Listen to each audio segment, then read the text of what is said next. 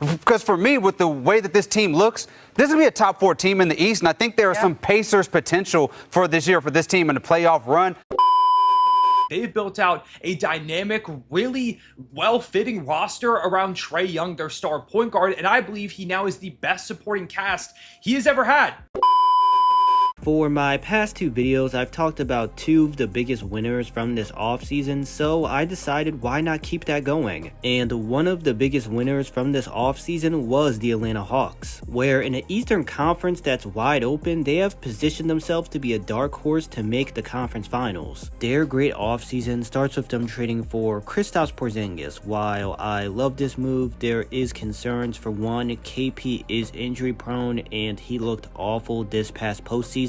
But considering what they gave up for him, it's the perfect buy low opportunity. He's recovered from the illness, which really affected his play during the playoffs. KP and Trae Young pick and rolls can be lethal. KP is also a great lob target. He's a threat to pop. KP is just a legit floor spacer. Over the past 3 years, he shot 38% from deep on 5 attempts a night. KP also provides them an elite mismatch attacker in the post. Defensively, KP can only play drop coverage in the pick and roll, but he's a good rim protector. If he can stay relatively healthy for the regular season and the playoff run, which I know it's a big if, but if he can, then the Hawks brought in a top 60 player in the NBA for pennies on the dollar. Nah was a great signing. He's a seamless fit, being a good role player that's a 3-and-D wing that can defend point guards, shooting guards, and some small forwards. He's a quality floor spacer. Over the past 3 seasons, Nah has shot 38% from deep on basically 4 attempts a game. The Hawks bringing in Kennard was a sneaky good signing. He's a great shooter from deep, both off the catch and on the move, but Kennard is more than just a shooter. He can put the ball on the floor and be a solid playmaker. Now, before we get into the rest of the video, I would appreciate it if you could like the video, as it helps the video perform better in the YouTube algorithm, and subscribe. Trae Young is a top 5 to 7 point guard in the league, but his impact still gets disrespected. Trae is one of the best playmakers in the NBA. While his shot selection can be questionable at times, and he will always be a negative defender because of his height, but Trae has been a walking 26 and 10 for over 4 years. He's one of the best offensive engines in the NBA, and he's an elite pull-up shooter. Jalen Johnson has only continued to improve each season. The pick and roll with him and Trae has become very good. He's a very good play finisher, great attacking in transition, good passing out of the short roll, and has shown flashes as a self-creator inside the arc, and as an on-ball passer. He's good defensively. He mainly guards power forwards. He's solid as a weak side rim protector, and when it comes to being in the passing lanes, getting deflections and steals, to me, Jalen has a real all-star ceiling. Dyson Daniels is coming off a breakout season where he showed his growth as an offensive player and why he's an elite perimeter defender and event creator. With all the steals and deflections he can force, he led the league in both by a landslide. Him and Nah are going to be a great perimeter defensive duo. Zaccharie Risacher has the archetype you want next to Trae as a 3-and-D wing with plus size and length. He already has a good feel off the ball as a cutter and moving off ball to make himself available for quality looks from deep. As the season got along, Risacher started to get more adjusted to the NBA, especially from March to April, where he was playing his best basketball. He does need to add on more strength to better finish through contact and handling physicality on his drives, and defensively, which it's looking like he has. If that added strength translates to improve those aforementioned weaknesses, Risacher can become a high-level 3-and-D wing. Onyeka Okongwu, as he's been given more opportunity, has increased his production. He's a good lob target, has upside with his shooting from deep, and right now is a okay rim protector, but he has room to grow with his positioning and timing defensively. He can be the starting center, which allows the Hawks to load manage KP throughout the regular season. With KP being a legit floor spacer, the Hawks can go to double big lineups with Onyeka and KP. Vit Krejci has shown he can be a real rotational player. He's a good shooter from deep, primarily off the catch and spotting up. He's actually a good playmaker relative for his role offensively. Krejci is a decent point of attack defender with plus size that's at his best defending guard. guards. Mo Gay, Kobe Buffkin, and Asa Newell are wild cards. Quinn Snyder has shown some trust in Mo because he gives them a big that's a good rim protector, but he's a negative offensive player right now. He's not a good finisher, and despite taking a decent amount of threes, he's not efficient on them. Kobe Buffkin has shown flashes as a shot creator and as an event creator, but that's all it's been because he hasn't been able to stay healthy. Now, with Asa Newell, I saw him as a decent prospect. He was 25th on my big board. He's a good finisher and a lob target. Defensively, he has a high motor and projects to be a versatile team defender, but Newell is a tweener, not being able to play the 4 or the 5. Combine that with him not being a respectable shooter from deep right now, if he's not able to space the floor, he becomes a clunky fit in any lineup. So if one of Mo Gay, Buffkin, or Newell can hit, it makes the Hawks a team that is already deep, a team that can be even deeper, being able to have a 10-man rotation. In the past, I've been very critical of the Hawks and was in the camp saying Trae would request a trade, but after how well their new GM Onsi Salah cooked this offseason, building a team with the most length and size Trae has had around him in his career to mask his deficiencies defensively,